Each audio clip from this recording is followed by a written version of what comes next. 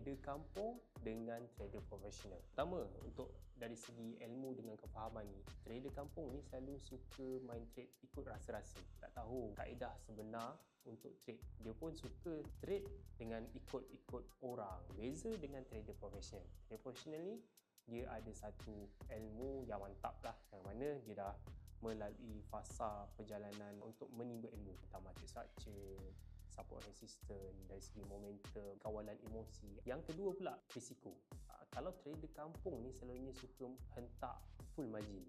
Dia main tekan je selagi ada margin dia tekan. Dia tak kira berapa risiko yang sepatutnya diambil. Kalau trader profesional ni, dia ada calculation dia. Contoh modal RM10,000, berapa lot dia boleh masuk. Modal RM20,000, berapa lot dia boleh masuk. Dia dah ada pengiraannya. Sekiranya dia rugi banyak mana, dan sekiranya dia untung, dia boleh untung banyak mana. Yang nombor 3 adalah tentang emosi dan disiplin.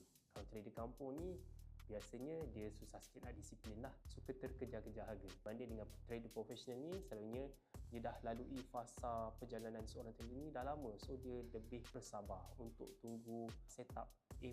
Dia tak nak ambil lah setup C, D ataupun E. Yang keempat iaitu tentang mindset. Selalunya kalau trader kampung ni selalunya fikir trade ni adalah magic. Trade ni adalah satu skim yang boleh jadikan dia kaya dalam sekelip mata. Trader profesional dia fikir trade ni sebagai satu bisnes. Contoh modal RM10,000, macam mana dia nak kembangkan jadi RM100,000, RM200,000, RM300,000. Itu perbezaan antara trader kampung dengan trader profesional. So, anda yang mana satu? Trader kampung ataupun trader profesional?